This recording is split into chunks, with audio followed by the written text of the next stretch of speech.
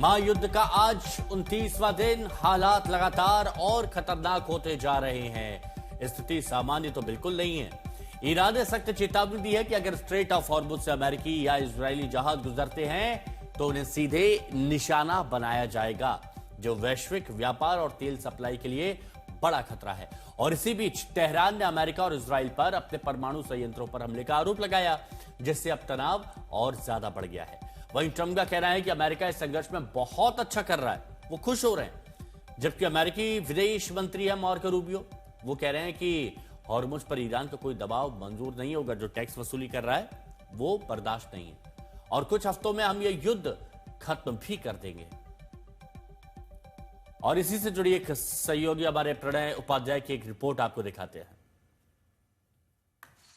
America, Iran और Israel के बीच चल रही जंग में 27 दिनों के दौरान यदि कोई एक मोहल्ला बार बार इस निशाने पर आया है तो वो ये मोहल्ला है, जो कि मध्य इजराइल के कफर कासम का इलाका है। और इस इलाके के अंदर 2 बार एक ही मोहल्ले के अंदर टारगेटेड स्ट्राइक्स हुई हैं। और मैं आपको जरा तस्वीर में दिखा, वो जगह है जहां पर आपने वो तस्वीर देखी होगी, वो वीडियो देखा होगा, जिसके अंदर एक कार के ऊपर मिसाइल का टुकड़ा गिरता है और उसके बाद किस धमाके के साथ में वो गाड़ी हवा में उछल जाती है। 2 लोग यहाँ पर घायल हुए थे। हालांकि उस गड्ढे को अब भर दिया गया है, उसके निशान भी मिटाने की कोशिश और कवायद चल रही है। साथ ही इस घर को जो नुकसान हुआ था, उस नुकसान को भी काफी हद तक अब रिपेयर किया जा रहा है। हालांकि चटके हुए शीशे जो हैं वो बताते हैं कि यहाँ पर धमाका हुआ था।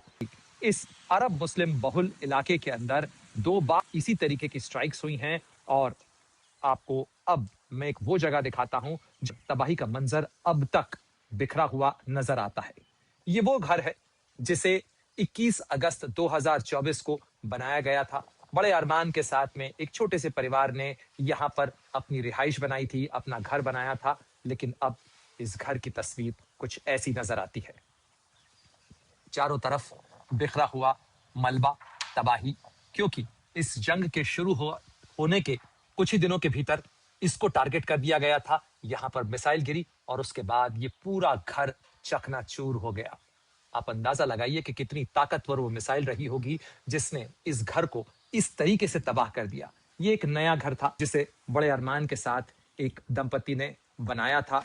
एक नवविवाहित जोड़ा जो है उसने इसे अपना घर बनाया था। यहाँ पर अपने अरमान से बहुत सारी चीजें बसाई थी। लेकिन अब यहाँ पर केवल नजर आता है तो मलबा नजर आता है। वो परिवार यहाँ से जा चुका है। 3 लोग यहाँ पर रहा करते थे, पति पत्नी और उनका छोटा सा बच्चा जो इसी घर में पैदा हुआ था। ये उस बच्चे का शायद कमरा है, क्योंकि ये वो पालना है जो उसकी पैदाइश के समय उसके लिए लाया गया होगा। और देखिए यहाँ पर इस टेडी बियर के ऊपर तारीख भी लिखी हुई है, 3 अगस्त 2025, यानी 21 अगस्त 2024 को इस मकान का उद्घाटन हुआ। और 3 अगस्त 2025 को जन्म लेने के बाद वो बच्चा अपने इस घर में आया होगा।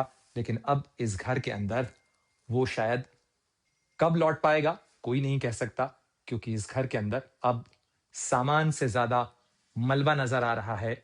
और बहुत सारा सामान हो सकता है कि जिन लोगों का ये घर हो ना यहाँ से समेट कर जरूरी सामान ले गए हों।